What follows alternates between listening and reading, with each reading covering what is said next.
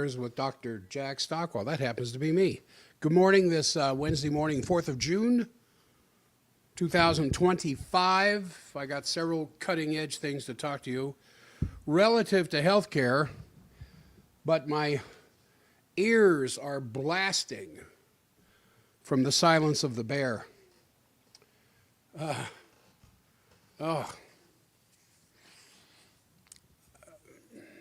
This is when I wish I was still doing a 5-day-a-week show at K-Talk. And this is also spurring me on to do more short interludes on the stream, because what I want to talk to you health-wise is being blocked out of my mind by the silence of the bear and what is going to be their response to this terrorist attack against Russia that may or may not happen before I can do a show Monday morning. But I just have to, there's a fine line of demarcation between those who like what I have to say on the health program just as much as there is those who like what I have to say on the political show, or it's not political, it's just world events.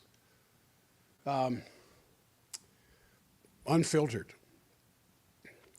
I do not have, at least to this point, a large enough presence to pick up the controlling party in Washington, the war party. And the war party, of course, is controlled by Israel and MI6 out of London. And so it's just difficult. It's difficult for me to stay on topic here as such an incredibly dangerous point in the history of this planet because of the silence of the bear. And that silence is about to be broken, but in a very carefully, slowly measured amount. So you see I'm struggling here, and you see that this is of great import because of what could break out any minute. And I'm just deeply concerned about this, but I've got to focus on not so much this dastardly deed, but what can be done to better help you prepare for what's coming, because the cabal in Washington, the deep state, whatever you want to call it, that has control of Trump, and you're going to see Trump becoming less and less effective all the time, also has control of the healthcare climate of this planet, well, especially our government, the population of the United States. You are under a health dictatorship here every bit as much as the average citizen in this country is, from the military-industrial complex, from BlackRock, State Street, Vanguard, the right sector, everything else that has control of what is going on.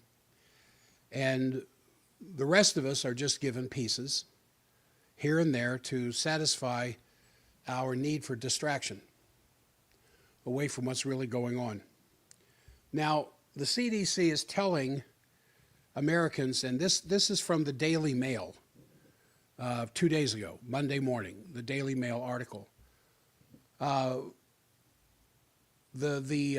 says the CDC is telling Americans to cancel their flights after finding world's most infectious disease is spreading on the planes. Now, there are people who don't research hardly anything except to know what their status is at Facebook or on X or any of the other platforms that are out there, of which there are many, increasing platforms. You want to know what somebody else has got to say about you more than you want to know a deeper understanding even of how your body works, let alone how the cabal works in Washington. And I've mentioned that to patients many times, that they seem to be more interested in learning to a deeper nature, where they stand in the eyes of their fellow man, than they are understanding how their eyes work. So on May 31st, the Daily Mail and the web-based news aggregator All Sides had this article, quote, CDC tells Americans to cancel their flights after finding world's most infectious disease is spreading on planes. When I read this, I thought this was something out of the Babylon Bee or something. It's just some joke. But they're serious. And this is one of the most clear-cut examples of fake news being deployed in a coordinated manner to advance a psychological bioterror campaign, I think, that I've ever seen. And these articles that are in several, and I'm going to go through the sources so you can look it up yourself, that make all these outright false claims about measles. And I think other terms that could be used at this point to describe this psychological terrorism, bioterrorism, would be fear porn, simply lies, disinformation, which leads to the burning question, of course, as to whether or not the notoriously censorial UK government of Keir Starmer will do anything about this or not. Because we can reasonably consider this to be, front and central, prime evidence that the UK government is complicit in spreading disinformation and promoting false fears of infectious diseases for some hidden purpose, as the article says. Now, this is All Sides, which is an ex-influencer, says this. CDC, this is posted All Sides on X, tells Americans to cancel flights amid most infectious disease. Well, I like Malone. Robert Malone. I'm getting to become more and more an aficionado of Malone. I wasn't at first, because he had an awful lot to do with the development of the vaccine. But eventually saw the error of his ways and came out and started whistleblowing and everything else. And now I like what he has to say. And he just recently said this. Psychological bioterrorism is the use of fear about a disease to manipulate individuals or populations by governments and other organizations such as Big Pharma. Although the fear of infectious disease is an obvious example, it is not the only way psychological bioterrorism is used.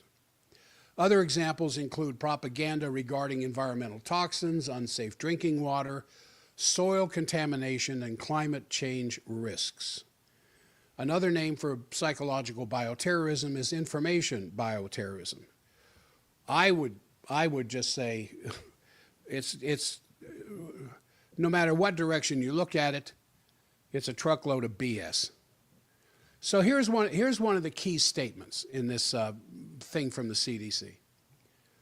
The CDC is urging Americans to cancel their upcoming flights if they are not vaccinated against measles. Now, as much as I researched this, and some of you I know research this more than I do, so far in this deadly outbreak of measles, now being transmitted through airplanes, 3 people have died. Of the hundreds of thousands, of the millions, whatever, exposed to measles virus. As happens every year, 3 people have died. How many people have died of pneumonia, infectious pneumonia? How many people have died of infectious meningitis?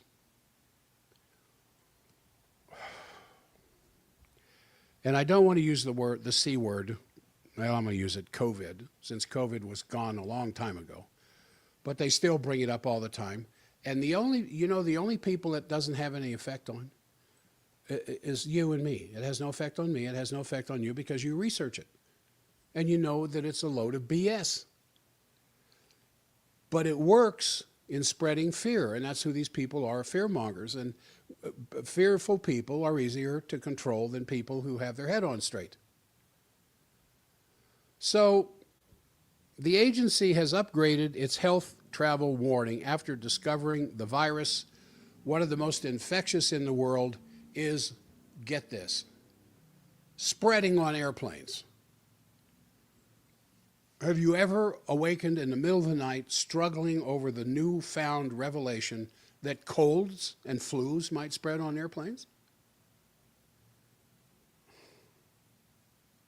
So a previous recommendation said Americans should consider making alternative travel plans.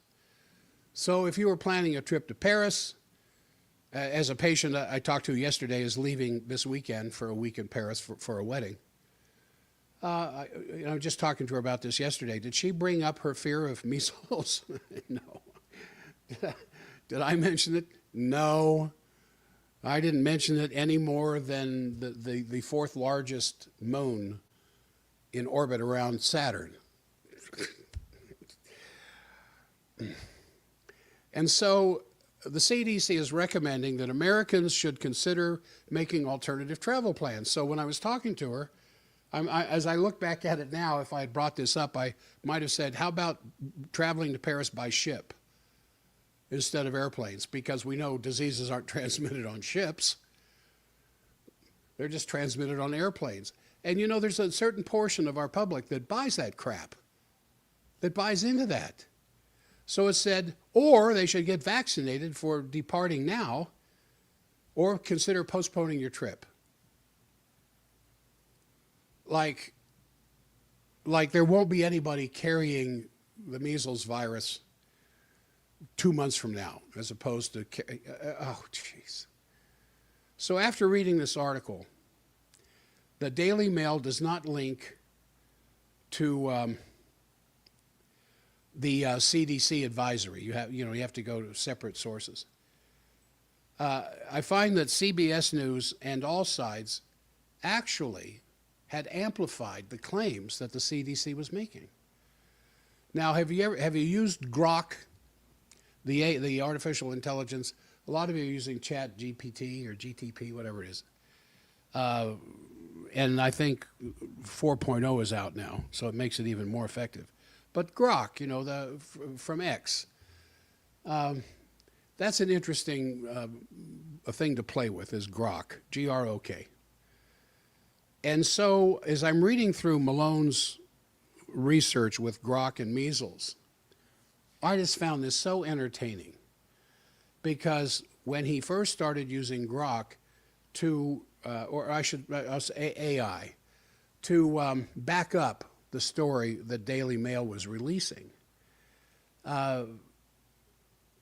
if you go no further and you just rely on the basic level, or Grok, AI, you might consider that what the CDC is saying is fact-checked as true. Or no, what the Daily Mail and CBS and other news, not what the CDC said. The CDC said that. But when you start looking at major news media outlets, and it looks like we're going to go to an interrupt here at K-Talk in a second, so I need to mute my phone, which is my microphone.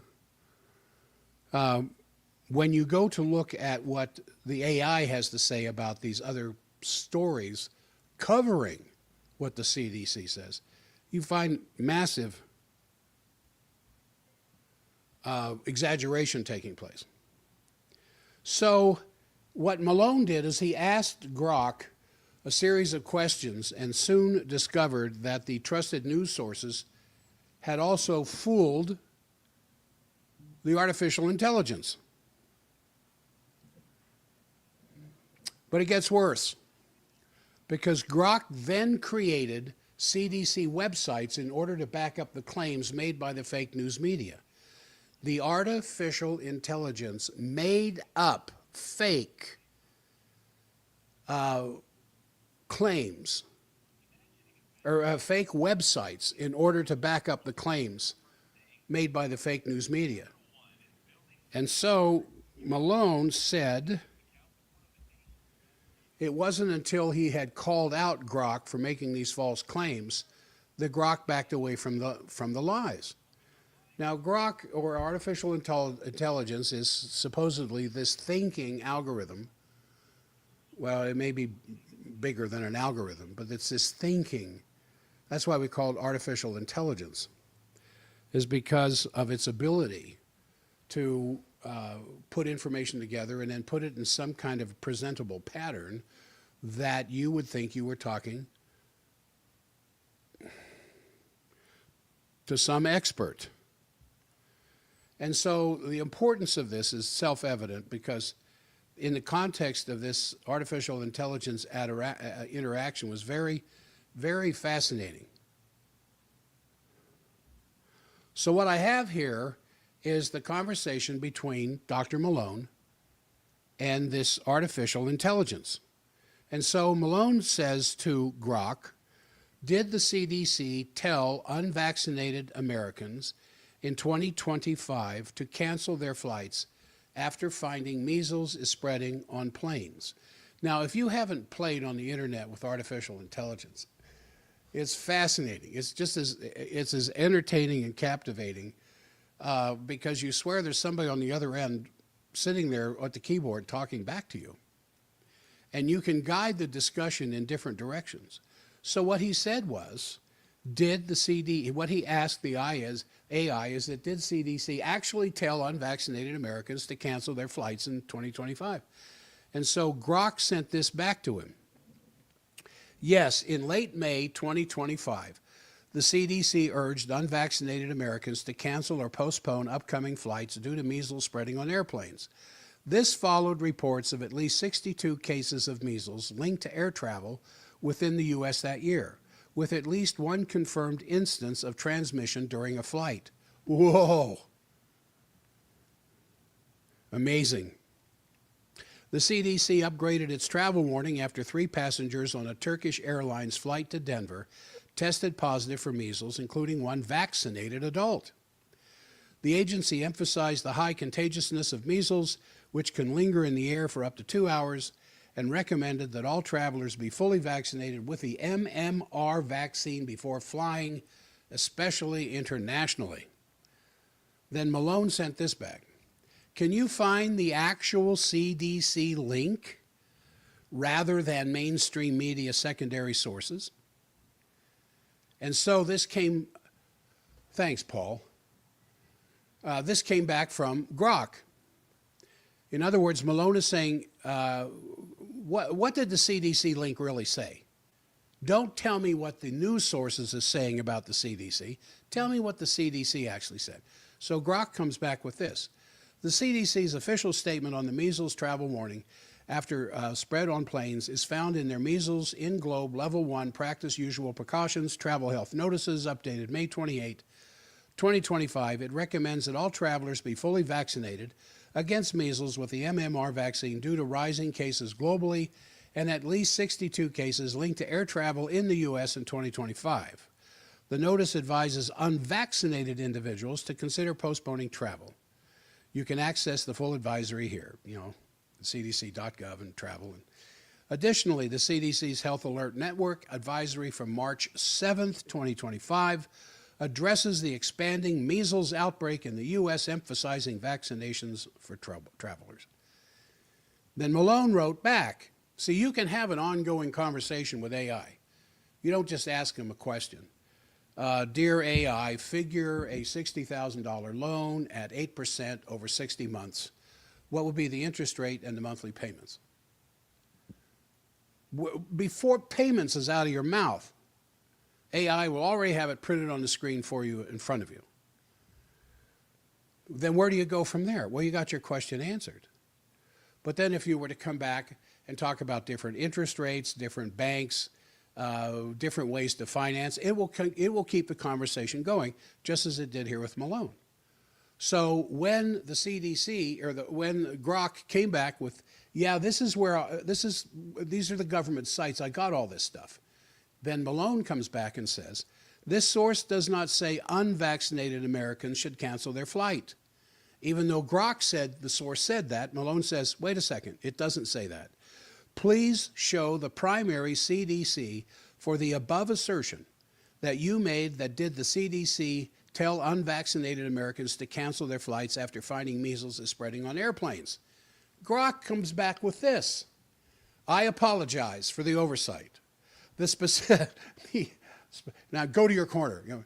The specific claim that the CDC urged unvaccinated Americans to cancel their flights after finding measles spreading on planes appears to have originated from secondary sources, such as news outlets, rather than a direct CDC statement. See, Grok is coming clean. The primary CD source, the Measles in Globe Level 1 Practice Usual Precautions Travel Health Notice, updated May 28, 2025, does not explicitly state that unvaccinated Americans should cancel their flights. See, he caught artificial intelligence lying. And he pressed until artificial intelligence came out and said, I apologize for the oversight.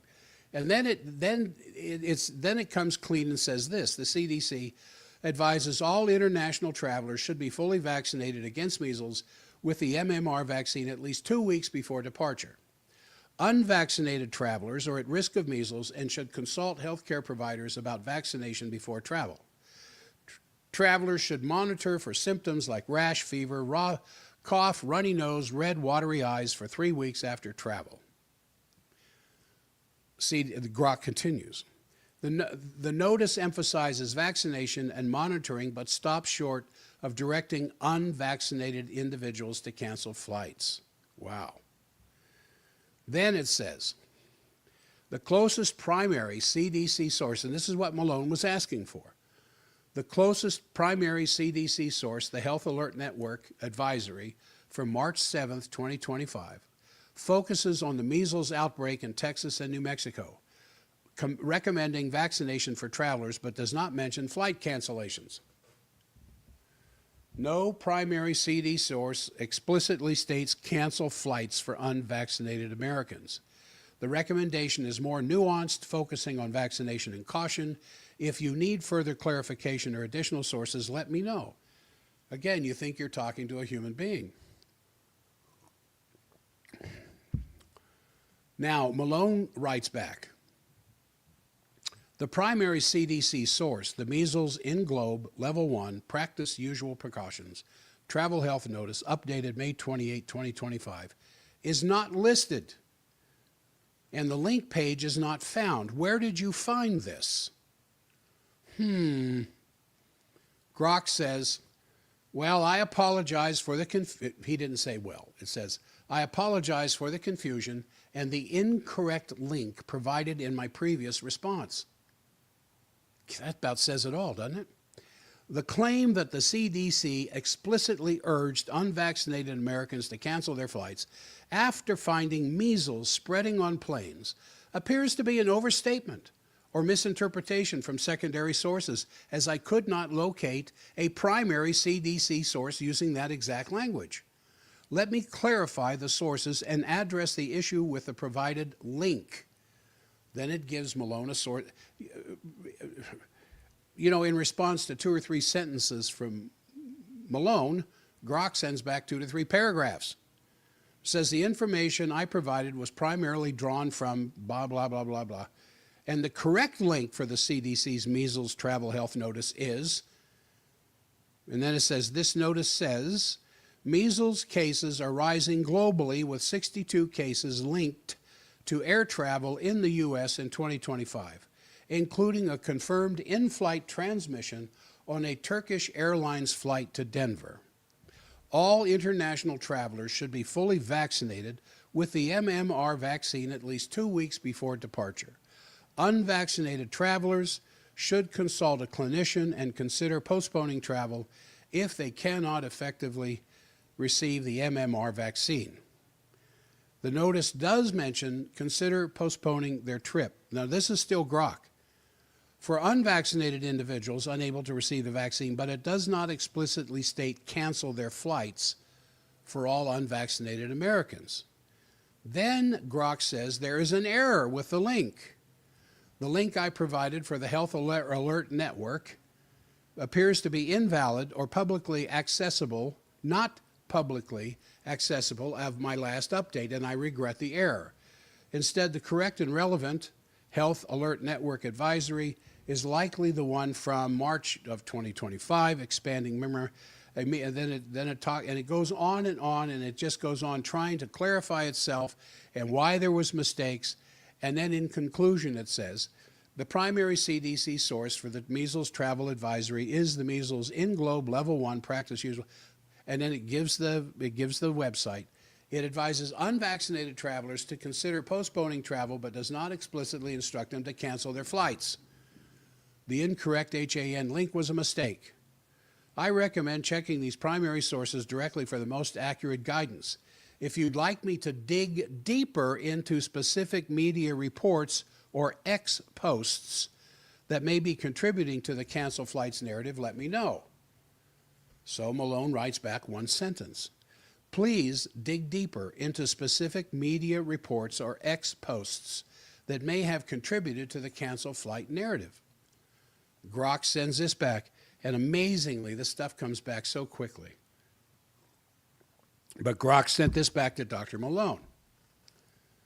The narrative that the CDC urged unvaccinated Americans to cancel their flights due to measles spreading on planes appears to have been amplified by specific media reports and X posts in late May of 2025, which likely exaggerated or misinterpreted the CDC's official guidance.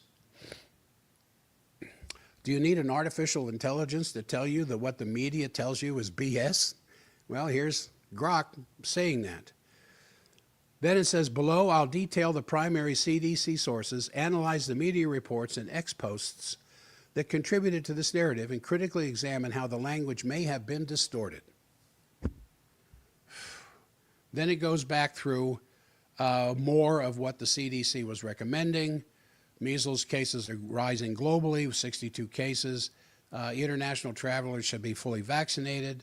Unvaccinated travelers who cannot safely receive the MMR should consider postponing. Travelers should monitor for symptoms, rash, fever, cough, runny nose, red eyes for 3 weeks post-travel. Then it says the CDC's Health Alert Network advisory from March 9th, titled Expanding Measles Outbreak in the United States and Guidance for the Upcoming Travel Season, confirmed 208 confirmed cases in Texas and New Mexico as of March 7th. Well, that was more than 3 weeks ago. Now it says this, neither source explicitly directs unvaccinated Americans to cancel their flights. The strongest language is in the recommendation to consider postponing their trip for unvaccinated individuals unable to receive the MMR vaccine, which is more nuanced than an outright directive to cancel. Boy, it's interesting how this intelligence talks. So, Daily Mail, May 30th, just, barely a week ago, said, CDC tells Americans to cancel their flights after finding world's most infectious diseases spreading on planes. This is how this thing started. And Grok is saying this. The article states the CDC is urging Americans to cancel their upcoming flights if they're not vaccinated against measles, citing the upgraded travel warning and the confirmed in-flight transmission analysis. The Daily Mail's use of cancel their upcoming flights is a significant escalation from the CDC's language of consider postponing their trip. This phrasing suggests a more urgent and mandatory action which the CDC does not explicitly state. See, now the way he got Grok to say this stuff, because he's told Grok to keep digging deeper, dig deeper, dig deeper. Find me the actual link and the actual wording of the CDC. Well, he already knew what it was. He just wanted to see what the artificial intelligence was going to come up with.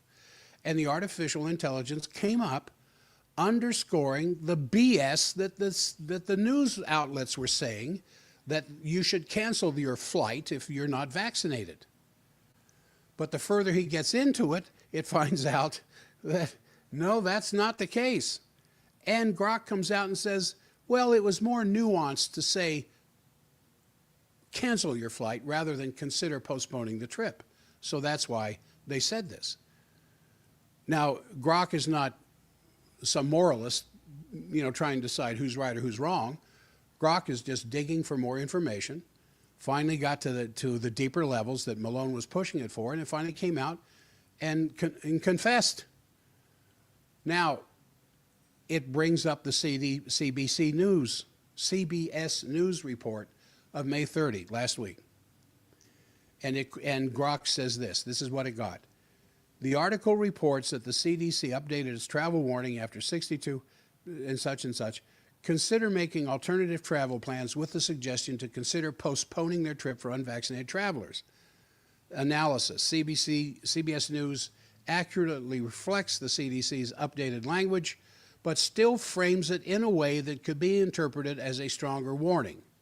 The shift from alternative travel plans to postponing is correctly noted, but the article's focus on the in-flight transmission, and the high number of cases may contribute to a sense of urgency that aligns with the cancel narrative. This is from all sides. Well, I don't need to go any further anymore. But when you look at a more critical examination of this whole narrative, Grok says this: sensationalism for engagement. Headlines using cancel are more attention-grabbing than consider postponing, driving clicks and shares. Holy smoke. The Daily Mail's framing, echoed by all sides, likely set the tone for the X posts. The media reports often fail to clarify that the CDC's advice applies primarily to those unable to vaccinate, not all unvaccinated individuals, and this is specific to international travel. This omission fueled a narrative of a blanket ban. This is amazing that artificial intelligence is coming out with this, essentially admitting that it was up in the night with the stuff that it was saying. But you tell it, dig deeper, dig deeper, dig deeper. It says this: polarization on X, mock or challenge it as overreach of propaganda. This polarization amplifies the narrative's reach as users engage with it to express their views. The idea of flight cancellations may have been influenced by past CDC actions, such as the 2019 use of do not board list to prevent measles-infected individuals from flying, which could have primed media and public perception of the similar measures in 2025. Now here is Grok's conclusion. The cancel flights narrative was driven by media reports, particularly from the Daily Mail and all sides, which overstated the CDC's recommendation to consider postponing their trip.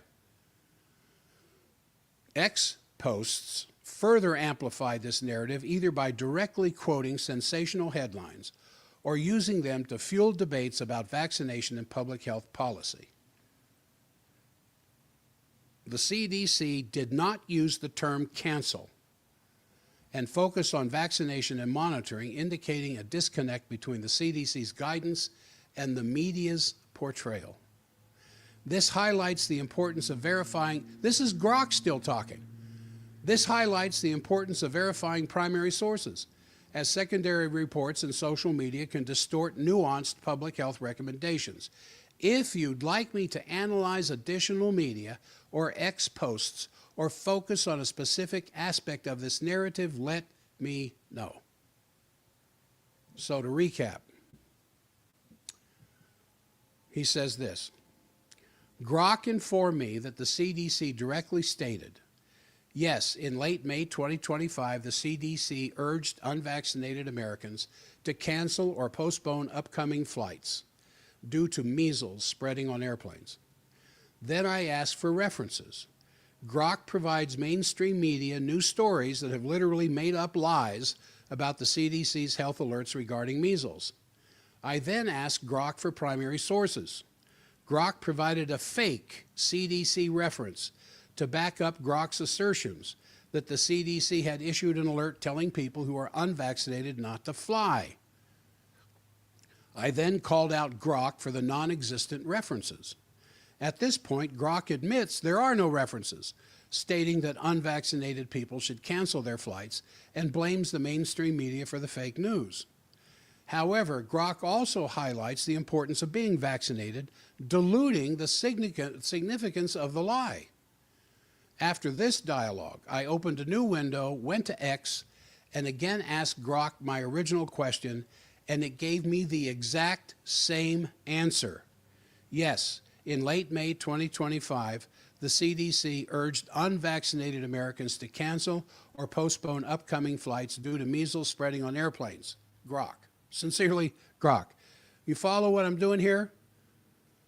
He goes to X, goes to Grok at the very beginning of what I'm talking about over a half an hour ago. This is really important because I want you to understand something about artificial intelligence.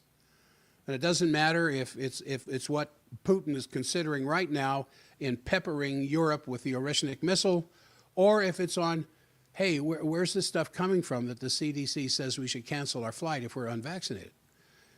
The deeper he would dig, the more it would become obvious that artificial intelligence was lying about the news media, that was lying about a statement that the CDC didn't make.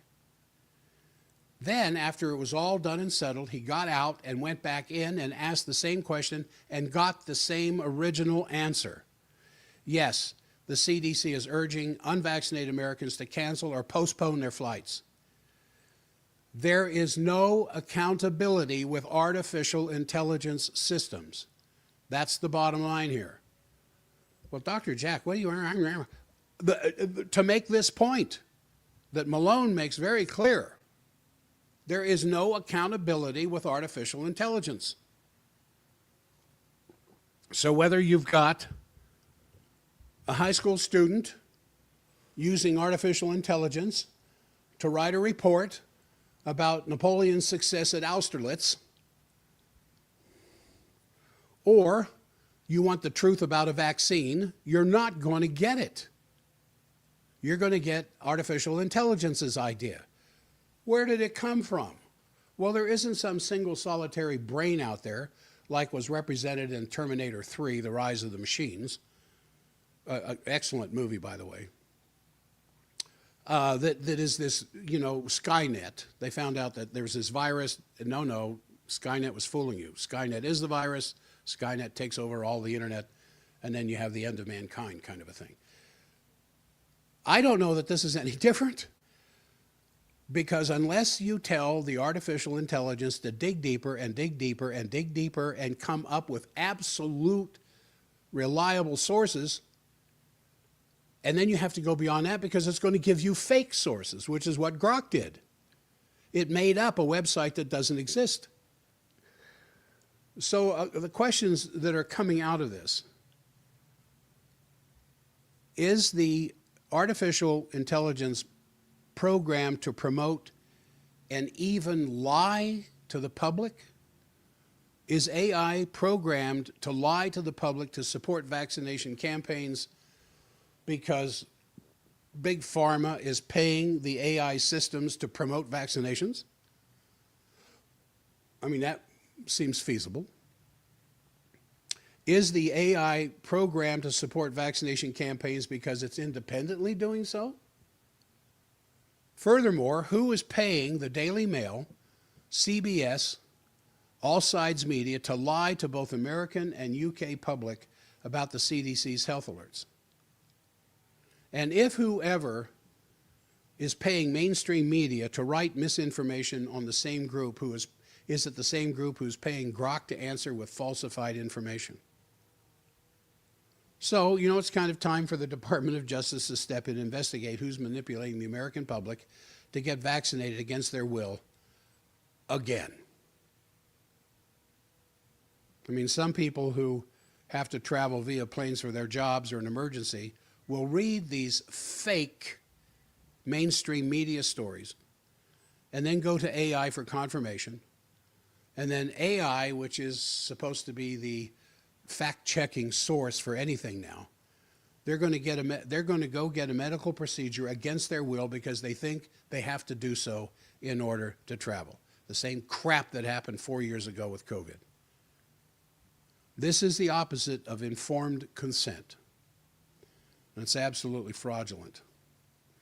And assuming that someone is paying for these news stories to be written, one might think there should be some consequences. But the biggest consequence right now that I can see is you cannot trust artificial intelligence as a fact checker, especially when you're dealing with a subject that has hundreds of billions of dollars, if not trillions, behind it. And the news stories and the artificial intelligence responses suggest there is a mandate by the CDC for individuals, including babies and children who are not vaccinated against measles, to get the vaccine in order to fly. And so some hapless parent, because grandma suddenly died back in Boston, and they've got to get a flight immediately from Salt Lake to Boston, and they heard that there was measles on airplanes. Let me clue you in. There's everything on airplanes, not just measles. But they heard there were measles on airplanes, and they don't want their kids to get measles, although experienced parents know there's nothing wrong with your child getting measles, except they're going to feel like crap for 3 or 4 days, but then they will be immune the rest of their life for it, besides the training their immune system will get while they're defeating the issue with the measles.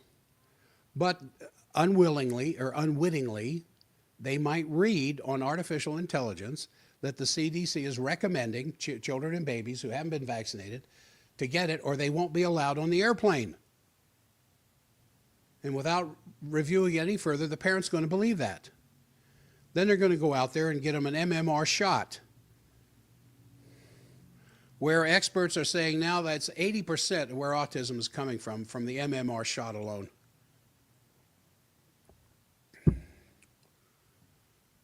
These businesses practice a contradicted form of informed consent, and are fraudulent. And this falsehood is perpetrated by mainstream media, or known as fake news, and then it's confirmed by Grok on X. Well, someone's manipulating these newspapers, and someone has gotten into the AI system when it comes to vaccinations to make sure the artificial intelligence is no longer acting artificially, but from a programmed position to promote childhood vaccinations. I think these AI systems have to be held accountable to the same standards as any other medical industry aspect, because fraud is fraud, and psychological bioterrorism is a form of terrorism.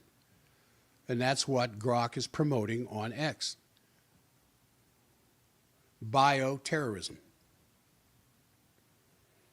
Okay, that's enough of that. All right, but it's about 10 minutes before the top of the hour. Now, if we didn't have enough of that, I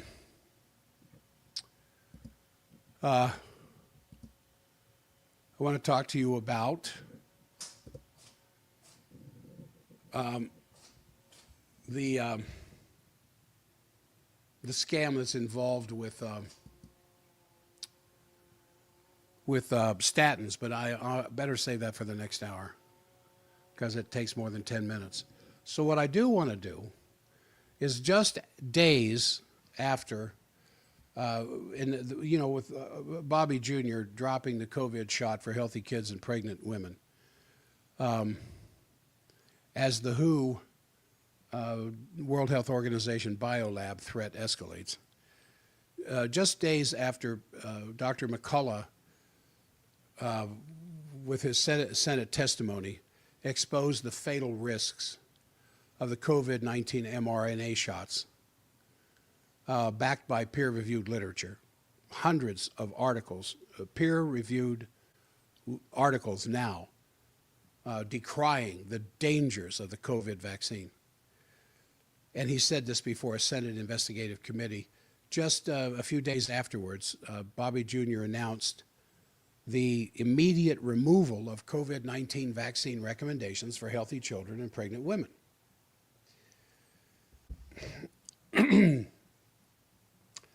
Because healthy children don't get COVID. COVID isn't around anymore, but let's just, for the sake of argument, it's still here, because it's a flag under which uninformed, ignorant, well-meaning, but uninformed, ignorant parents will get their kids vaccinated. And after McCullough showed the Senate report after report after report how dangerous this stuff is, then Bobby Jr. comes out and says children don't need it and pregnant women don't need it. Now, you know, I won't be able to get to this to the next hour. This is one of the most shocking things about a pregnant woman getting the COVID shot and what is showing up in the bloodstreams of their babies 2 and 3 years after birth. These would be women who in 2021 got the COVID shot when they were pregnant and had a live birth in 2021, so here it is 2025, 3 to 4 years later. What is showing up in the bloodstream of these children is absolutely shocking. But you have to wait till the next hour. We've only got a few minutes left in this hour. So these events signal that the truth is finally breaking into the mainstream. And while this marks a major turning point, it's far from sufficient. The shots still remain recommended for high-risk groups, which, of course, by definition of high risk, turns out to be the majority of the population. So the WHO's newly ratified pandemic agreement promotes fast-tracked experimental injections. It's promoting global surveillance and expanded coordination with these high-risk laboratories through global pathogen sharing systems. And you saw this latest news this morning where there were some foreign nationals caught. Was it from China? I don't remember where, and I don't even know if it's true. It's hard to tell anymore what's true and what isn't. And you certainly cannot believe what you see on the internet anymore in the sense of video, because of what artificial intelligence is able to come up with. It's just shocking. However, there were some foreign nationals that were caught with pathogenic material being brought into the country. So these modified pathogens that the CDC or the World Health Organization says, we need this treaty with all nations so we can monitor the pandemic potential of H5N1, Marburg, Zika, and others that's still sitting in the freezers in these level 4 biolabs, waiting to be deployed under the next manufactured global emergency. So Bobby Jr. officially announced the removal of COVID-19 mRNA injections from the CDC immunization schedule for healthy children and pregnant women. And this was unofficially announced just a few weeks ago, but it's nice to see that it turned out to be true. And the decision follows the mounting evidence of harm, arrives just days after national attention turned to vaccine-induced fatalities that was discussed by the U.S. Senate. But this action stops short, of course, because the Senate is too well paid by Big Pharma to do a damn thing about it.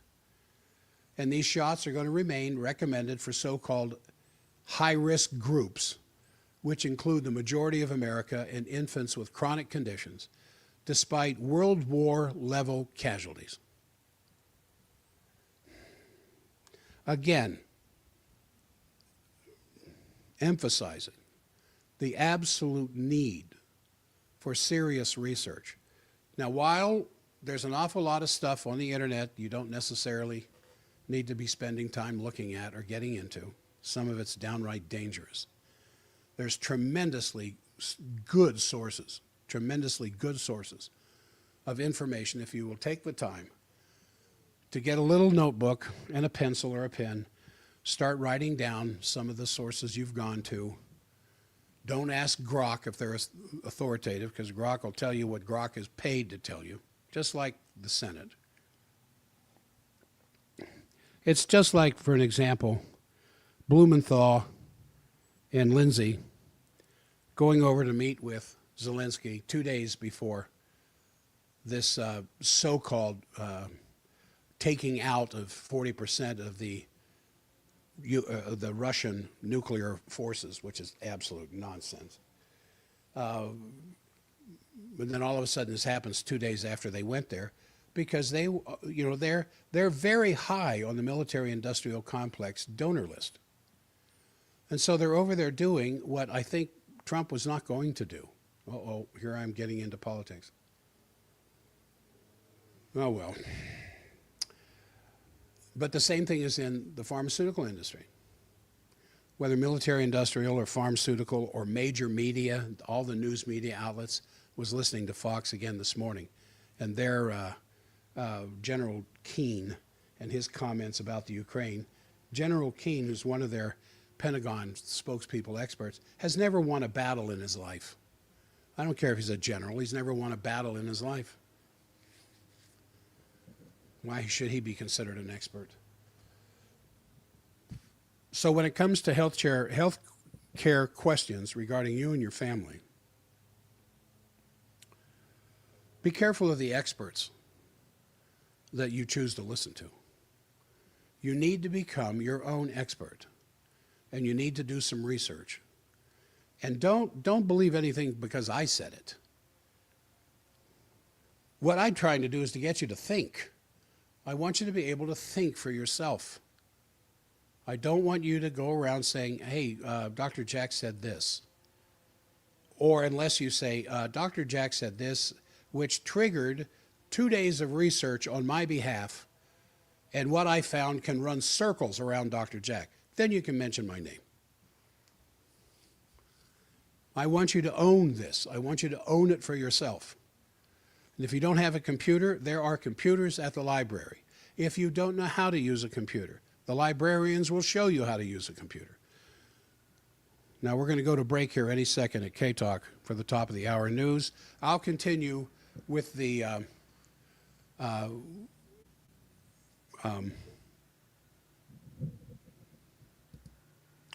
streaming group, because I've got some other things I want to talk to you about. And then when we get back after the top of the hour, I'll get back into more of what I want to talk about the next hour, which is, I want to talk to you about this Blackhawk pilot that's facing discharge. All right, now, for the streamers, oh, Paul, that sounds good. Paul just sent me a text saying that he talked on his show a couple weeks ago about how Bill Gates was trying to influence what Grok had to say. See, I think probably one of the biggest fearful points for the global cabal, the global deep state, especially when it comes to matters of healthcare and reducing the world's population through vaccines, as Gates says he wants to do. He said that a long time ago. Is the only thing against that is the time you spend researching.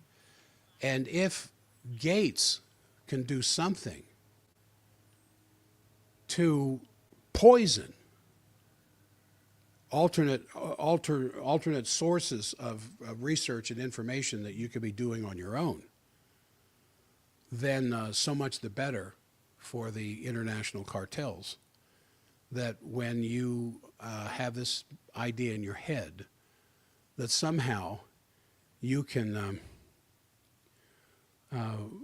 find a absolute reliable source out there,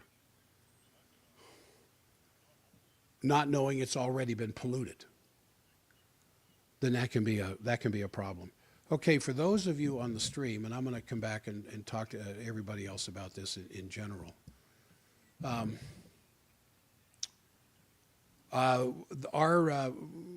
We have 2 Jax packs for June. One is to protect you against sunburn from doing things from the inside out instead of putting those poisonous chemicals on your skin that will be absorbed in a matter of minutes into your bloodstream, requiring the liver and the kidneys to detoxify it. The answer to that is just gradual exposure to the sun until you're sufficiently tanned. If you have melanin in your skin, I know some of you don't. Some of you have very little melanin to protect you from the ultraviolet rays. But gradual exposure to the sun over time, you can get yourself a nice tan, which will protect you considerably. But if you're going to be out for prolonged periods of time, there are things that can be taken internally that greatly strengthen the skin's ability to resist the harmful effects of ultraviolet radiation. That's one of the Jax packs I have at the office. There is a 15% discount. If you bought the products individually, it would cost a certain amount. If you buy it together as a Jax pack, then there's a 15% discount. And then the other one, of course, is the Father's Day thing to boost dad's T levels, testosterone. Now, the same thing would happen with a woman if she has low testosterone herself. In a woman, low testosterone is definitely manifested by a lack of interest in sex. In a man, testosterone works a little bit differently in that the brain absolutely needs certain levels of testosterone to work correctly.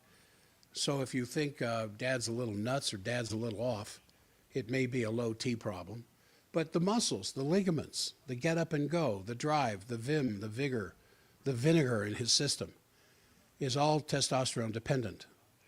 And so there are ways that have been used for years, decades, hundreds of years, especially in Indochina, in the Far East, to boost testosterone levels. Not that men necessarily want to be fathering children in their 90s, but there's no reason for a man not to be sexually active in years way past retirement. Unless, of course, he doesn't care about it anymore. And if he doesn't care about it anymore, he's got low T. And if he has low T, it's going to affect the health of the brain and the heart. So that also, Jack's pack for June is Father's Day, is Men's Health. It's a Men's Health pack with a 15% discount on all the products. And there's only 3 products that are very, very powerful in raising testosterone levels, both in the sense of stimulating testicular development of testosterone, but also providing the raw materials from which testosterone is made in the body. All right, I wanted to mention that. And then I want to get into, I was thinking about, this cholesterol crap is coming back again heavy. I think I talked last week about the scam of high blood pressure. And there's several scams in modern medicine. High blood pressure is one, because there still, to this day, is no randomized, crossover, double-blind, placebo-controlled study to show that high blood pressure causes cardiovascular disease. There's a lot of opinions about it, but you know what they're worth. But there's no true study that would underscore that. Just as the same kind of scamming effect works in cholesterol cases. So the more I study, particularly medicine, the more often I see how anytime you can come up with something to change the numbers in a blood test, the more you can build an entire industry around it.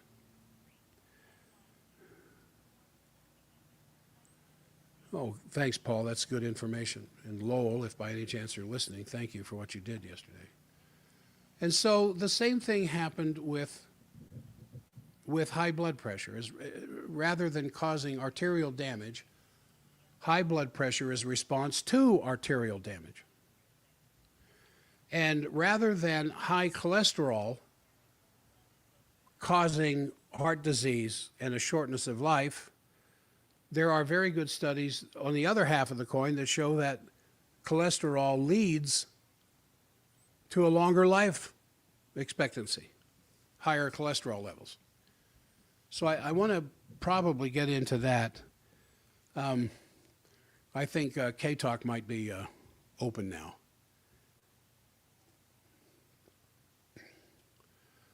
Well, that's some really good information that here that I want to share this with you. That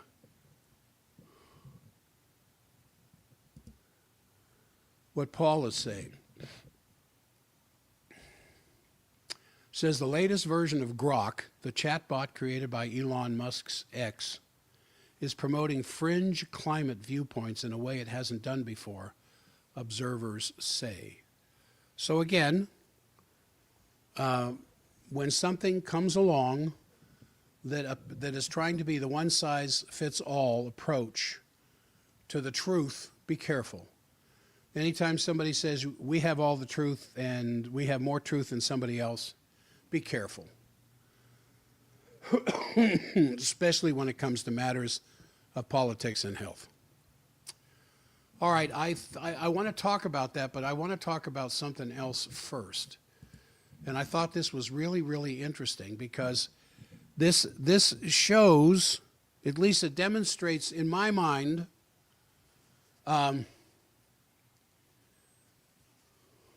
thanks, Paul.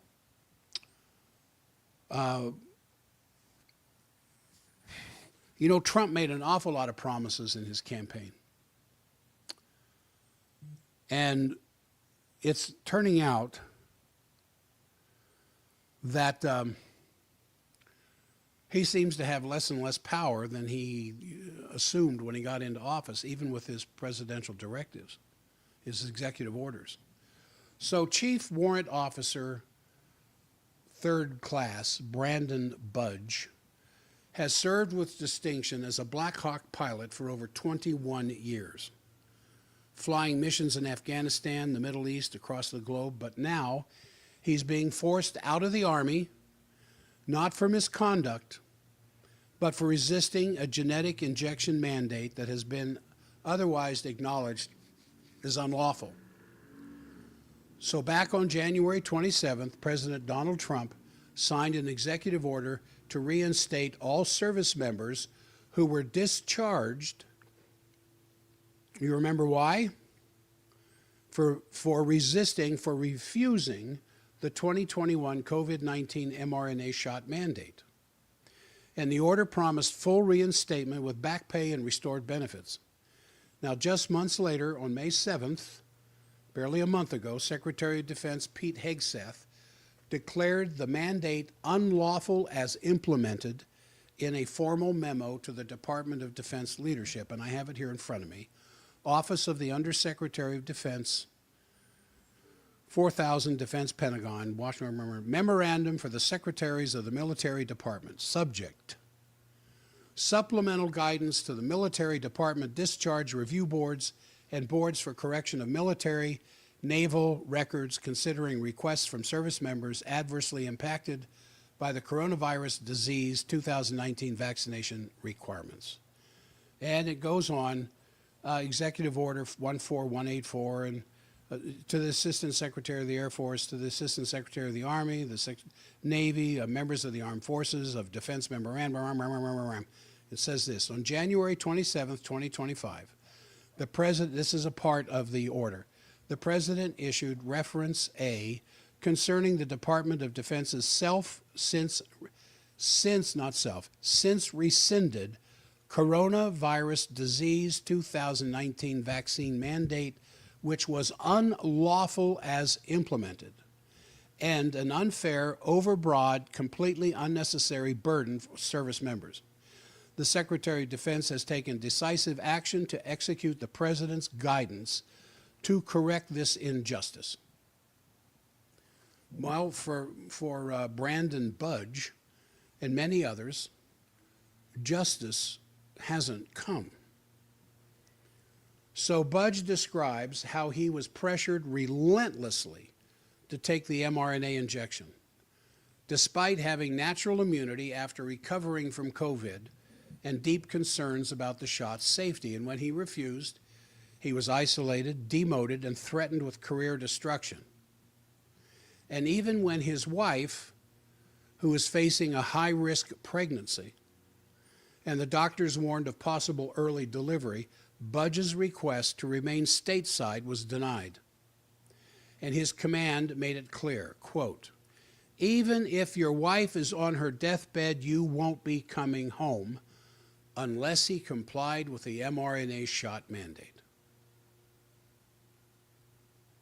So, desperate to be allowed to see his wife in the event of a medical emergency, Budge took matters in his own hands. He obtained an FDA-labeled version of the shot off post, hoping it would satisfy the requirement and protect his family. But his command retaliated anyway. His promotion to CW4 was revoked, costing him nearly $1,000 a month, and he was grounded from flight duty for 18 months. A formal flying evaluation board ultimately cleared him of any wrongdoing, but too late. The damage was already done. So he and his wife have spent so far over $40,000 in legal fees trying to reverse the injustice. His appeal for back pay and promotion was recently denied. And if nothing changes by September 1st, he will be discharged. Now here's a recent letter from the Department of the Army to Brandon Budge. May 22nd, 2025, a couple of weeks ago.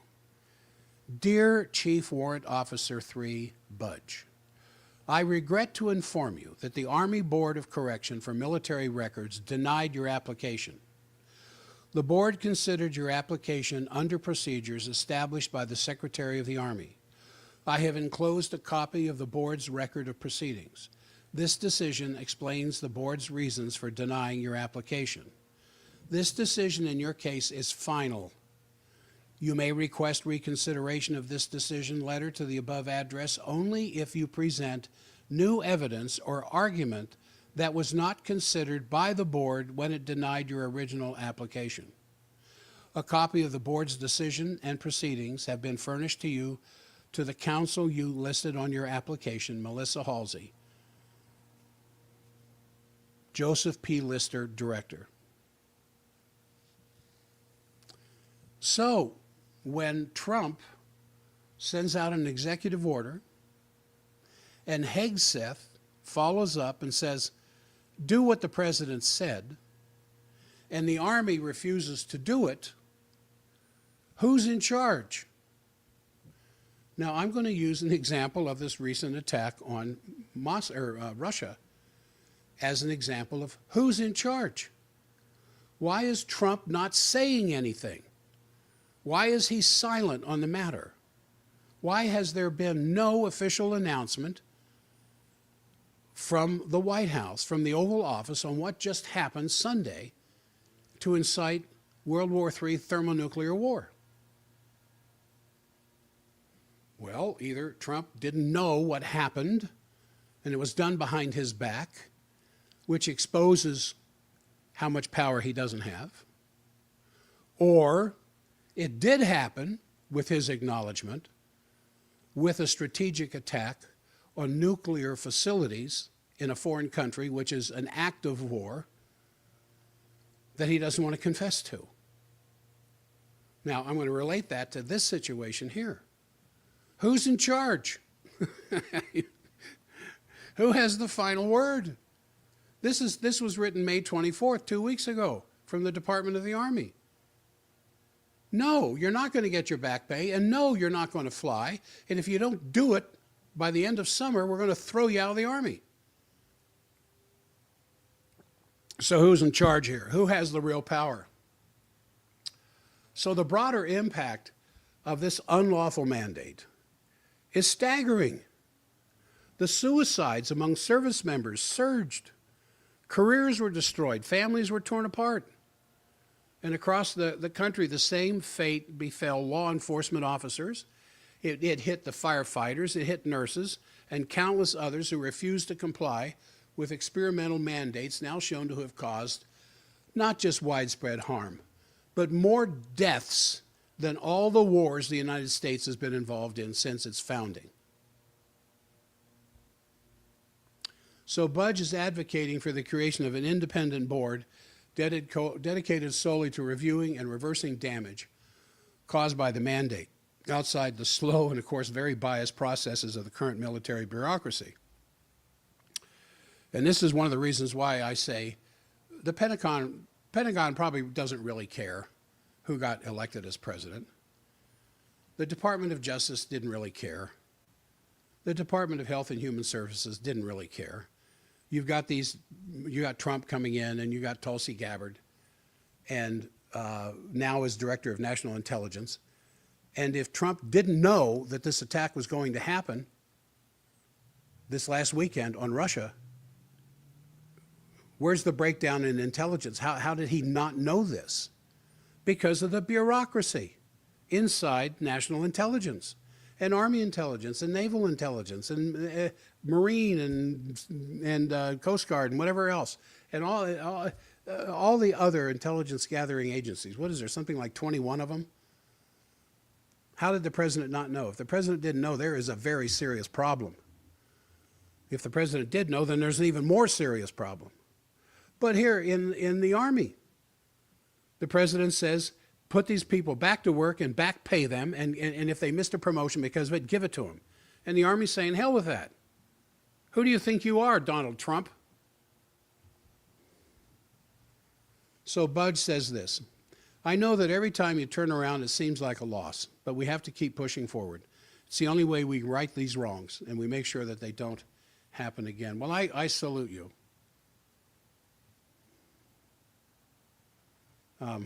Chief Warrant Officer Budge, I salute you for this. I'm sorry about the $40,000 in legal fees. I mean, that's enough to break your back right there. But the bigger question is who's in charge of the Army? Obviously not Trump or Hegseth. It's the bureaucracy inside of it. And that's why you hear these little comments. It doesn't make any difference who gets elected president. Inside the Beltway, it's not going to change, because there are people in the bureaucratic processes inside the Pentagon that have been there since Kennedy's assassination. And they're still in there running the Department of Defense and Health and Human Services and the transportation and energy and education. And the people who control commerce and international trade and all these various unelected bureaucratic offices. They don't care who the president is.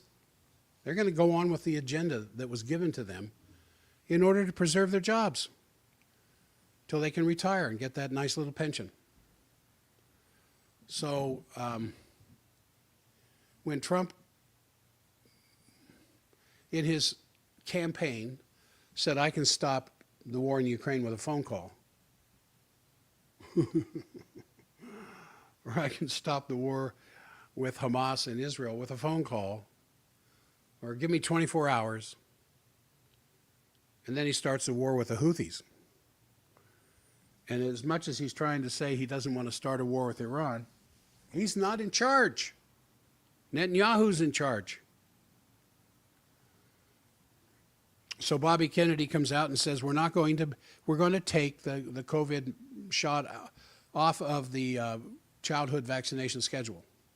So far, that's happened. What do you think is happening in private pediatrician offices? Do I know? No, I don't know. But based on dynamics that I have followed and watched for 5 decades now, I got a good idea what's going on in pediatrician offices. Oh, what's Bobby Kennedy know? He's not even a doctor. Of course your child needs this COVID vaccine. And who's this? One of the reasons I wanted to use, oh, there it goes. Something's playing at K-Talk. One of the reasons why I wanted to use Brandon Budge as an example here is who is standing up for Brandon Budge and his wife? Brandon Budge. Now, they have an attorney who I guess is trying to, I don't know if it's a jag or not, but an attorney who's representing them so he can get his back pay, he can fly again, and stay until his destined time for retirement. In the meantime, he's left out in the cold. And it's just not fair. And it's not right. But my whole point in all of this is that it falls back on you to defend your family, not just in the sense of an outward act of defense, but in knowledge and understanding because of your research. And don't come from an emotional point of view. Come from an intellectual point of view. And the deeper you get into these conspiracies, that, you know, I don't feel good about calling them conspiracies because what they are is business as usual. It's just business as usual. Your Congress has been bought and sold 10 times over. And everybody is getting in line behind President Trump in many of his ideas on both sides of the aisle, except for one person that Trump absolutely hates. If I were to ask you who the one member of either the House or the Senate is the biggest obstacle to Trump, the person that Trump hates the most, the person that Trump would love to see out of office, who would you name? Well, I'll tell you, it's Thomas Massie from Tennessee. Because he doesn't like the big, beautiful bill. And several other things he stood up against the president for, where everybody else is just getting right in line. And I agree with Musk.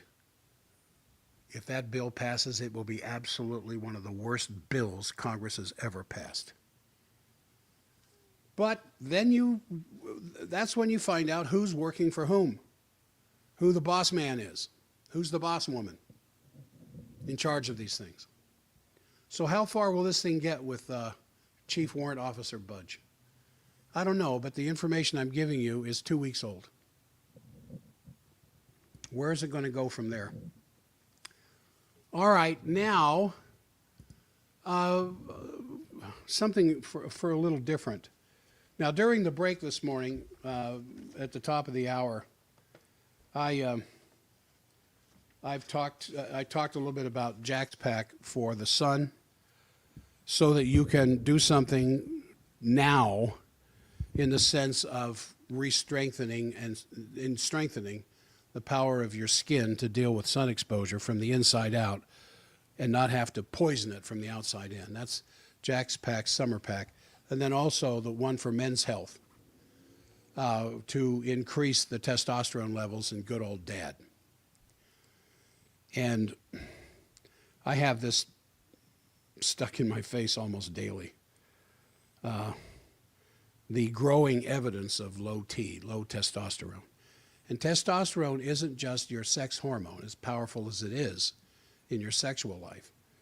Your brain will not work the way it should with low testosterone levels. Your heart will not beat like it should without elevated testosterone levels. Your kidneys won't detoxify. Your livers will not detoxify without the poisons in the system, without adequate levels of testosterone. So you can go get shots.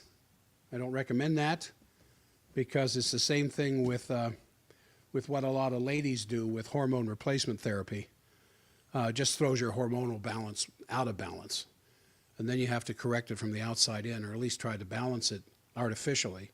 And you can end up causing yourself a lot of harm. I always believe that following the laws of Mother Nature is best, working from the inside out. Feed the organs, and the organs will work correctly. And you can't feed, I don't care if McDonald's is Trump's favorite food, you can't feed your body on McDonald's. There will be hell to pay because of the starvation quotient that takes place. So I wanted to mention both of those packs available at a considerable discount if you buy the things together as opposed to individually. And I think it would make a great Father's Day present. And don't mention Dad's sexual inadequacy. Just mention, Dad, this is going to give you a little bit more pep. It's going to strengthen your muscles. It's going to get you up moving around, get you back on the golf course, get you back out in the garden, get you back out on your bike, get you back up in the trails, whatever. This is a pick-me-up for you from the inside out from Dr. Jag. And that's the Men's Health Pack. You can get that. You call the office, 801-523-1890. And then also, I'm seeing 2 new patients today structurally for some rather serious situations. But I saw a patient I started 2 weeks ago who's 75, and she had hurt her back. 75. I'll be 75 here in a few more months. I'm pain-free. I live my life pain-free because my spine's in alignment. And I've got plenty of energy to get up and get going. As soon as this program's over, I got a full day's worth of patients to see in the clinic. And thank goodness that I found what I do professionally for my patients, I found half my life ago. And it's what keeps me up and going for sure. So I saw this lady who's 75, hurt her back gardening, very serious low back pain, bent over at the waist, almost needed assistance to walk. And I saw her yesterday for the 3rd time, just beaming, standing up straight, demonstrating, walking around, turning. And she says, that sharp pain is gone. Thank you, Dr. Jag. There's a doctor that I started taking care of who is 45 and been involved with sports, wrestling since he was a kid, all kinds of, and he walks, he walks like one of the parentheses, the opening parentheses, bent way off to the right. And I said, why are you walking like that? Well, I can't stand up. Well, what happens when you stand up? It hurts. Where does it hurt? So he showed me in his back and his thigh and his hip where it hurts if he stands up. Well, how long you been like this? For a long time. Well, what took you so long to do anything about it? Well, I've done a lot of things. They didn't work. Well, who told you about us? And he told me who told him. Oh, no. He did an internet search. He said, you're the only board-certified doctor around here that does this. That's right. I'm the only board-certified doc from practically the Mississippi to Oakland to California. And there are other NUCA doctors who have good reputation, but I'm the only one that's board certified. He says, well, that's why I'm here. I saw him yesterday for what I think is maybe his 4th visit. Standing up straight, doing leg bends, knee bends, and with his hands out in front of him. Says, I got my balance back. The pain is almost gone. I said, almost what, 90%? Yeah, he says 90%.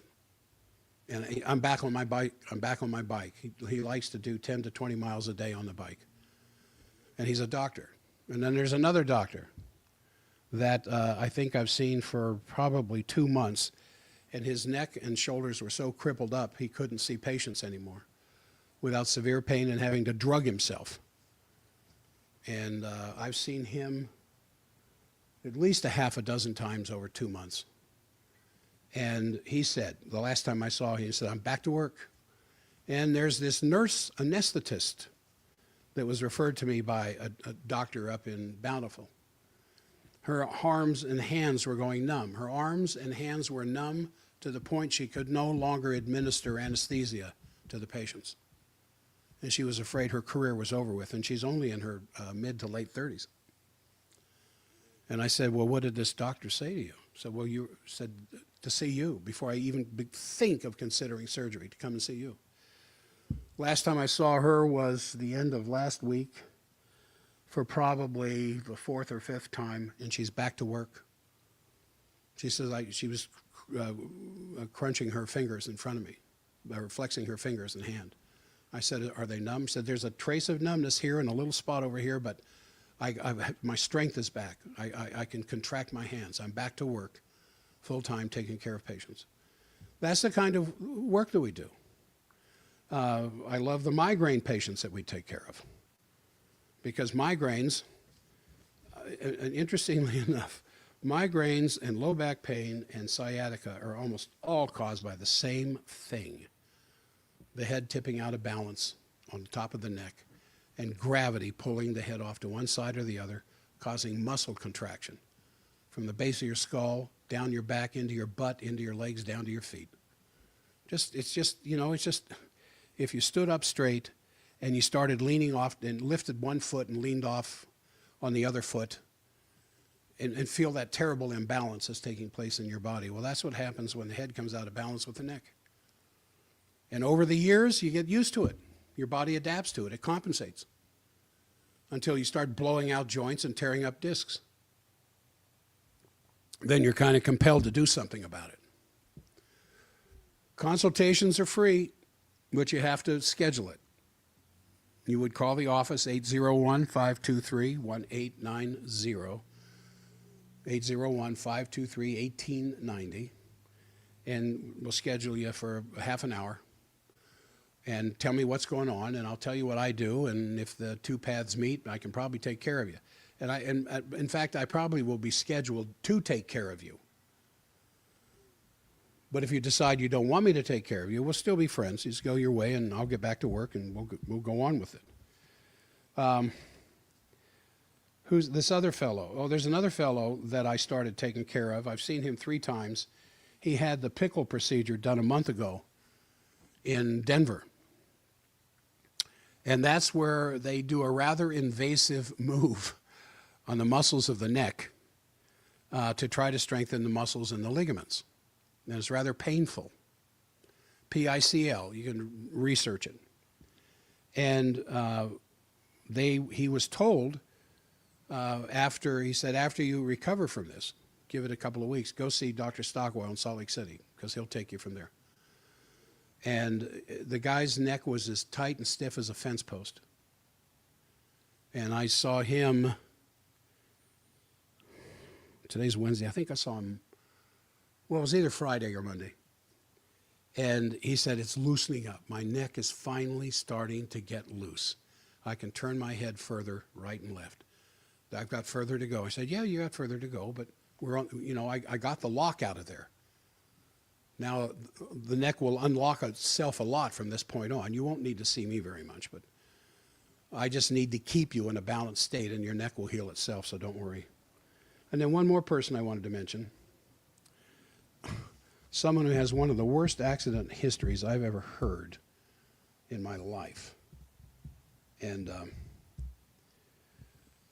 from childhood right up into the 70s. Just one bad fall, it's like the guy is a magnet for accidents. He's been pounded and pounded and pounded. And here a little bit, a diving accident, bruised his heart, was hit by a car, spent up 1.5 months in the hospital, said the past 4 years the pain's come back and intensified. He's done physical therapy, acupuncture, manipulations, no relief. He saw somebody at the Spinal Institute. They said there wasn't anything that could be done for him. An acupuncturist said that he had lost 80% of his spinal fluid. It feels like L4, L5 is in a vice. He feels like he's off balance and total dizziness. He's a beekeeper, can only spend 2 hours a day taking care of the things that need to be done because of the pain. So I saw him. I think I've seen him 3 times. And while there doesn't seem to be any pain, he still feels this tight band around his low back. And I said, if the pain's gone, that'll disappear. You just have to give it a little bit more time. Well, how many times do I have to see you? I don't know. I don't know how many times you're going to have to see me. It depends on how well you respond to this and how fast. But it looks like after 3 visits, you're on your way. And he said, yeah. He says, I feel like I'm centered. He said, I feel like both my feet are equally touching the ground now, and I feel centered and I feel upright. And I said, well, it's... the record says that in acts of healing in 2,000 years ago, usually just one attempt returned sight to the blind and speech to the mute, and life to the dead. So to me, it takes a little longer than that, but it looks like you're already on your way. So I just wanted to mention that. Consultations are at no charge, and if it doesn't look like what you're doing falls into my scope of practice, we'll still be friends. All right, now let's get back to, with a half hour left here in this program, I want to get back to, I wanted to talk about the scam of statins again, because cholesterol is just, geez, coming back in the news. But I really don't think I've got, maybe I've got some time. But I wanted to mention a little bit about the holistic connection and how, I don't think I talked about this before, organic beauty products. And this is, it's for the men, but it's more for the ladies. Because I'm asked this quite a bit, and then I see ladies who come in for me to take care of them, and some of them just have their makeup 2 inches thick. No matter what their face touches, it leaves traces of their foundation or whatever else. And then I have other ladies who have almost no makeup at all, and they're very attractive. They're without makeup. And then there are other ladies who are very careful about the kind of makeup products that they buy. They're very careful about the hair care products and skin softening agents and other things. And so, you know, in a world where we've become increasingly conscious of what we put into our body, you know, it's only natural that we're now turning our attention to what we put on our body.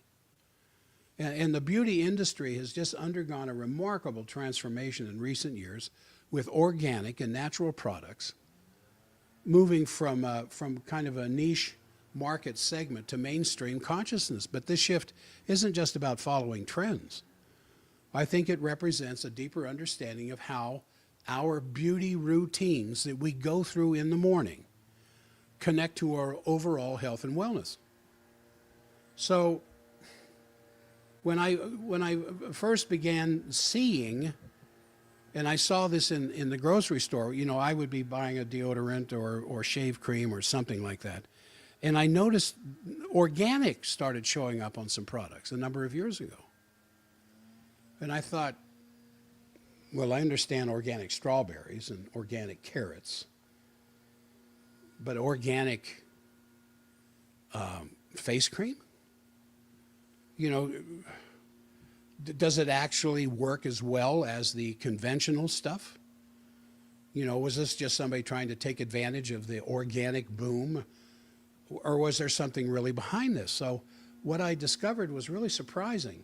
The organic beauty movement isn't simply about avoiding synthetic ingredients. It's about embracing a philosophy that recognizes how interconnected our bodies are with everything we put on our body. So the traditional stuff, the traditional beauty products, you know, that has parabens and phthalates and synthetic fragrances and other chemicals that our bodies simply weren't designed to process. And remember, as I've said for years, your skin is not a barrier, it's a sponge. These things don't just sit on the skin. And if you're using some hand cream to soften your skin, it doesn't just go there through the outer layer of the dermis. It goes through the inner layers of the dermis, even past the tattoo level in the second layer of dermis, into the bloodstream. And they're absorbed into the bloodstream, adding to your body's chemical burden. So organic beauty products, on the other hand, have natural ingredients like plant oils and botanical extracts and essential oils, things that our body recognizes. And it processes it much more effectively. Now, and the difference isn't just some theory. Many people who switch to organic beauty products talk about improvements not only in their skin's appearance, but in their overall sense of well-being. And I've had some tell me that their headaches disappeared, or their skin sensitivities decreased, or even that kind of a vague feeling that something's wrong, but they're not really sure what it is, and that something wrong disappeared when they stopped putting these chemicals on their skin. Which isn't surprising when you consider the fact that our skin is our largest organ and a significant pathway for nutrition and toxins. But I try to get especially the ladies, to understand their body is an ecosystem, because everything you introduce, whether it's through the food or the air you're breathing or your skin, will create ripples throughout the entire system. The body is so interconnected that the introduction of one thing somewhere in the body is going to affect the body everywhere. And the conventional beauty products, they have synthetic chemicals that your body has to work to process and eliminate. And this extra work creates stress on your detoxification pathways, particularly the liver and the kidneys. Because your liver is busy detoxifying fat-based materials.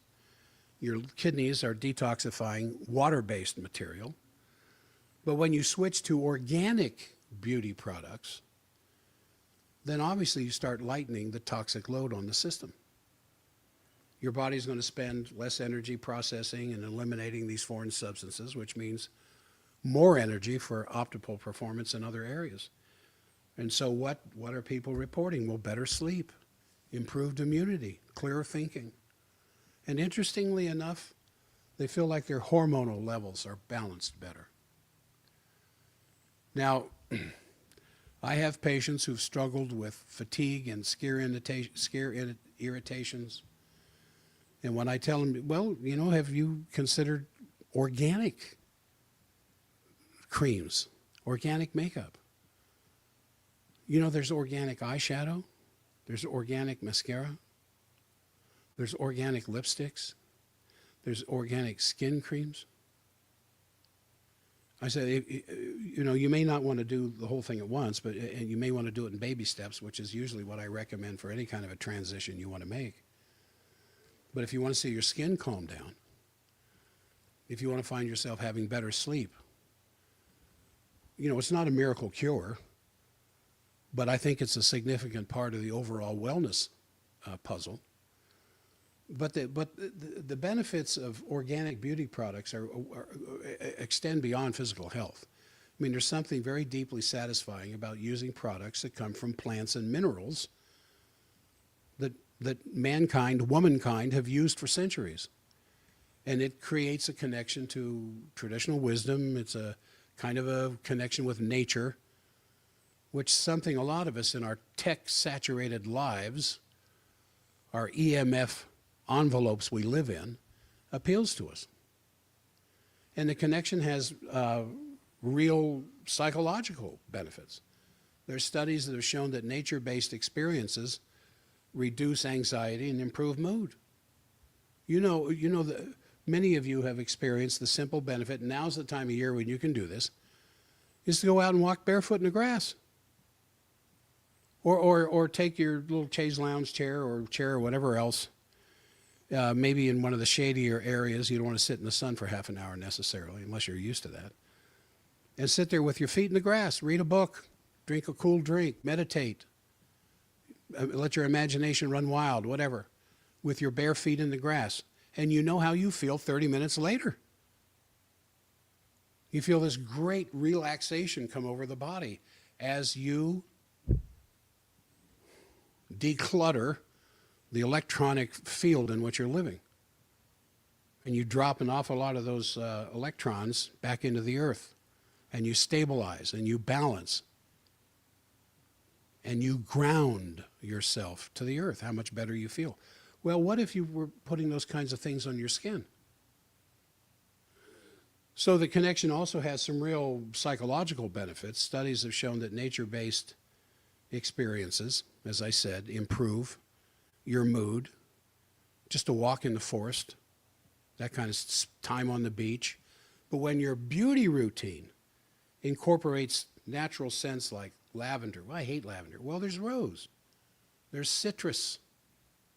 That you're getting aromatherapy along with skincare. And this ritual of self-care becomes more meaningful when the products themselves carry the essences of the natural world instead of some artificial chemical compound discovered in some organic lab. Oh, smell this, Bob. It smells like peaches. Well, I think it smells like an orange. Well, it smells like a fruit. Let's patent this one. Patent this one right away. So we can put fruity out there on the next product. And so, and when you choose organic beauty products, it, interestingly enough, starts moving you more so into an organic world where it absolutely starts to affect your personal values. You know, it's a state where your behavior starts to reflect your beliefs. I've seen this. I've seen this in patients. Greater satisfaction, reduced cognitive dissonance. So it's simply put, when you use products that align with your values, you just simply feel better about yourself. And our individual wellness doesn't necessarily exist in isolation from the world around us. I mean, the products we choose impact not just our personal health, but the environment as well. Because these conventional beauty products often contain ingredients that wash down our drains and get into the waterways, that can potentially harm aquatic ecosystems. So many of these microplastics that accumulate in the oceans and in the soils. And these organic beauty products, especially those committed to sustainable practices, you know, it hurts the earth less. So ingredients are often grown with synthetic pesticides and fertilizers. And the packaging attends, you know, it's the manufacturing processes. The whole idea is to prioritize sustainability. And so when you are moving away from synthetic pesticides, you're moving away from plastics more and more, then the products you're using tend to be likely more biodegradable safety-wise. And this environmental dimension of organic beauty creates kind of another level of wellness. It's the satisfaction of knowing that your self-care isn't coming at an expense of the ecosystem around you. And, you know, if you're intrigued by the wellness benefits of organic beauty, but you kind of feel somewhat overwhelmed by the options, you know, the market has exploded with all kinds of choices out there. But the best thing to do, again, is baby steps if you're interested in improving not just the condition of your skin, but the health of your body by not polluting it. You want to start with understanding what your specific need is. Organic beauty isn't a one-size-fits-all any more than inorganic beauty is. I mean, someone with dry, sensitive skin is going to need some different formulation than someone with oily, acne-prone skin. So you begin with your primary concerns and look for organic solutions targeted to those issues. A better skin softener, conditioner, a better hair shampoo, a better conditioner, a better foundation for your makeup. And then you need to be realistic about your expectations, because natural products will work a little differently than what you're used to. And they often take a little longer to show results, but it works much more harmoniously with your body over time. It's just like moving from synthetic supplements to food-based supplements. The synthetic supplement may give you a bit of a kick, which is why when I put my patients on a food-based vitamin B, they wonder why they don't get the rush that they get from their vitamin B3, synthetic vitamin B3 niacin. I don't get the same rush with this that I get with my synthetic. You're not supposed to get a rush from vitamins. You're not supposed to get a rush from food. These things work slowly but harmoniously, bringing all your organs back into a coordinated effort to keep your body alive and functioning well. When you do synthetic stuff, you throw your body out of balance, and then you become dependent on the kick you get from the synthetic. Well, when you transition to a more natural product for skin care and makeup and hair care, just don't be pressured to try to overhaul everything at once. Transitioning to organic beauty can be gradual, just as transitioning to organic foods on your dinner table can be transitional. I mean, don't try and do it overnight. Many people start with products that stay on the skin the longest, like moisturizers and body lotions, before they start trying to get into makeup and hair care. Skincare is probably one of the best places to start if you want to move to an more organic source of this stuff. But look past the marketing claims. Terms like natural, terms like clean, those terms are not regulated. You have to dig deeper into the ingredients lists. And if you can find certifications like USDA Organic or Cosmos, COSMOS, or EWG Verified, then you can get some assurances on what those products contain. But perhaps the most important thing to understand about organic beauty is it just works best as part of a totally integrated approach to wellness. The health of your skin reflects the health of your whole body, just as dentists 100 years ago knew that the health of your teeth reflected the health of the whole body. Organic dentists today know that. But the health of your skin definitely reflects the health of your whole body. Drinking enough water, eating nutrient-dense foods, managing your stress, and absolutely getting enough sleep all contribute to your appearance every bit as much as the products you put on your skin. And this integrative perspective is what makes the organic beauty movement so powerful. It's not just swapping synthetic ingredients for natural ones. It's about recognizing that your beauty, and you are beautiful, is an expression of overall wellness and not something separate from it. And so when we nurture our bodies from the inside and we protect them from unnecessary chemical exposure from the outside, we create the conditions for true radiance. Now, I'm going to get a little personal here, and I have known for a long time that some of my skin irritation is simply the result of exposure to chlorine in the shower. And I have known for a long time there are dechlorinators that you can hook up to the shower and take the chlorine out of the water. And chlorine's associated not just with skin problems, but with liver problems, with cancer, with neurodegenerative diseases. And it's, I'm the hypocrite's hypocrite. I admit that. So when I drive by where there's a swimming pool, and I'm thinking, that would feel fun, but I don't want that chlorine, yet I shower in chlorine every day. So today I have delivered, it hasn't happened yet, but Amazon said it would be delivered today, a shower dechlorinating system. It costs less than $50. And it's just something that I will put in the pathway of water coming out of that little chromed pipe coming out of the wall that immediately dechlorinates the water.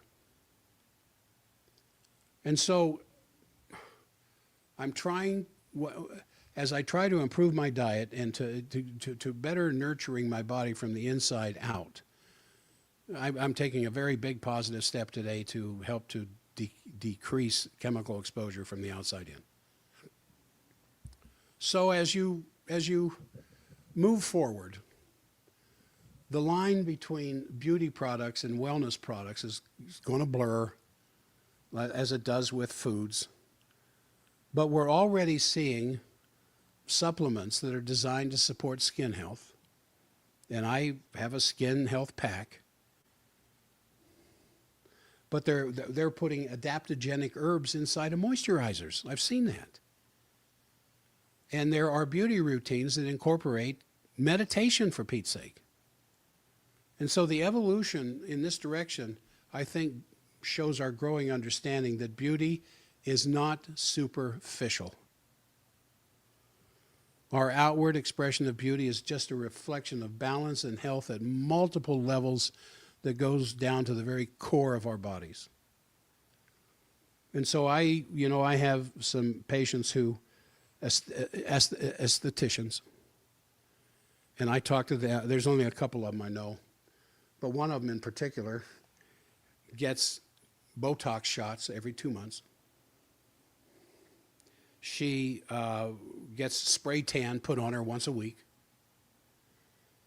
What's the other thing she's doing that just makes me go, ooh? There's one more thing. I can't think of what it is. She looks like she's 22, but she's in her mid-30s. I was shocked when I saw, when she told me that. I immediately went to her file on the computer and looked up her birth date. Yeah, she's mid-30s, although she looks like she's 22, but artificially. And so I've talked to her about this, and about her liver, what she's doing to her liver, what she's doing to her kidneys. Oh, yeah, I know, Dr. Jack, yeah. But her looking like she's 22 is far more important to her than what she's doing to her organs of detoxification, the liver and the kidneys, as well as the skin. So this journey towards a more organic lifestyle is a very personal one. And what works beautifully for one person may not work for another. And the key is approaching this, to look at this with curiosity, to look at this with patience, to listen to your body's responses just as you start making choices in the foods that you eat. Look how your body responds to these things. But what you're going to find, that true health from food or true health from beauty products or whatever else isn't about perfection. It's simply about honoring the interconnected nature of your body and your mind and the world in which you live. And that's how you de-stress, even in the midst of incredibly stressful environment a lot of us find ourselves in. All right, we're coming up to the top of the hour, and this show is being recorded. I just haven't uploaded anything to SoundCloud, but they're all there under my name at the hard drive at K-Talk. So I'm going to bid adieu to my friends at K-Talk, because it's going to be going to the news break here very quickly. And then some closing comments for the streamers. All right, let me put that on save as. And for those of you on the stream, again, I deeply appreciate your being a part of this program. And anytime you like, subscribe, share, whatever else you can do, increases our numbers. So until Monday, hold on to your hats. The only thing I'm afraid of between now and Monday is the silence of the bear, not the lambs, of the bear. So I'm going to end the stream. Thank you all for your attentiveness. This, of course, is recorded, and it's at YouTube, Breaking Health Barriers. I think that's what it is. Yeah. No, it's at Dr. Jack Stockwell, Dr. Jack Stockwell at Facebook, not Facebook, YouTube. And we're almost up to 1,000 subscribers at YouTube. That's great. I'll see you.